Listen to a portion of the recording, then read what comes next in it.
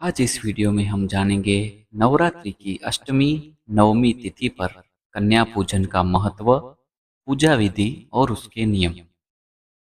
नवरात्रि में कन्या पूजन का विशेष महत्व होता है।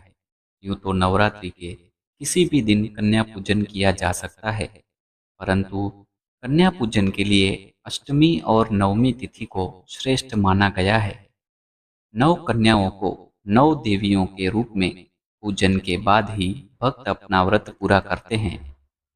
देवी भागवत पुराण के अनुसार देवराज इंद्र ने जब भगवान ब्रह्मा जी से भगवती को प्रसन्न करने की विधि पूछी, तो उन्होंने सर्वोत्तम विधि के रूप में कुमारी पूजन ही बताया।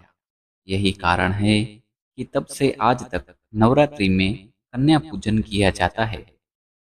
आइए जानते हैं कन्या पूजन का महत्व। नवरात्रि में व्रत रखने के बाद कन्या पूजन करने से माता रानी प्रसन्न होती है, सुख समृद्धि धन संपदा का आशीर्वाद देती है। इसके साथ ही कन्या पूजन करने से कुंडली में नौ ग्रहों की स्थिति मजबूत होती है। कन्या पूजन करने से माता की विशेष कृपा प्राप्त होती है। मान्यता है कि बिना कन्या पूजन के नवरात्रि का पूरा फल नहीं मिलता है। कन्या पूजन करने से परिवार के सभी सदस्यों के बीच प्रेम भाव बना रहता है और सभी सदस्यों की तरक्की होती है। 2 वर्ष से लेकर 10 वर्ष तक की कन्या की पूजा करने से व्यक्ति को अलग अलग फलों की प्राप्ति होती है। जैसे कुमारी की पूजा करने से आयु और बल की वृद्धि होती है। त्रिमूर्ति की पूजा करने से धन और वंश की वृद्धि होती है। कल्याणी की पूजा से राज सुख, विद्या और विजय की प्राप्ति होती है। कालिका की पूजा से सभी संकट दूर होते हैं। चंडिका की पूजा से ऐश्वर्य व धन की प्राप्ति होती है। शांभवी की पूजा से विवाद खत्म होते हैं और दुर्गा पूजा से सफलता मिलती है। सुभद्रा की पूजा से रोग नाश होते हैं और रोहिणी की पूजा से सभी मनोरथ पूरे होते हैं। आइए जानते हैं कन्या पूजन की विधि। कन्या भोज और पूजन के लिए कन्याओं को एक दिन पहले ही आमंत्रित करना चाहिए।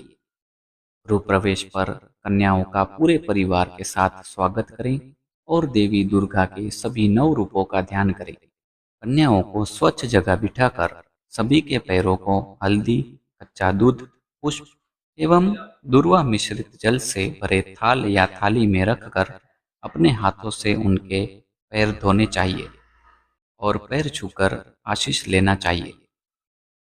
उसके बाद सभी देवी स्वरूपा कन्याओं के माथे पर अक्षत, फूल और कुमकुम लगाना चाहिए। इसके बाद माँ भगवती का ध्यान करके कन्याओं को सुरुचिपूर्ण भोजन कराएं। भोजन के बाद कन्याओं को अपने सामर्थ्य के अनुसार दक्षिणा उपहार दें और उनके पुनः पैर छूकर आशीष लें। कन्याओं की उम्र 2 से 10 साल तक होनी चाहिए और इनकी संख्या कम से कम 9 होनी चाहिए और एक बालक भी होना चाहिए, जिसे भैरव रूप माना जाता है। जिस प्रकार माँ की पूजा भैरव के बिना पूर्ण नहीं होती, उसी तरह कन्या पूजन के समय एक बालक को भी भोजन कराना बहुत जरूरी होता है। अंत में कन्याओं के जाते समय पैर छूकर उनका आशीर्वाद लें और देवी माँ को ध्यान करते हुए कन्या भोज के समय हुई कोई भूल की क्षमा मांगे। ऐसा करने से देवी माँ प्रसन्न होती हैं और भक्तों के सभी कष्ट दूर करती हैं। कन्याओं को विदा करने के बाद पैर धोए हुए जल को पूरे घर में छिड़क दें। इससे घर की सारी नेगेटिव ऊर्जा समाप्त हो जाती है। धन्यवाद।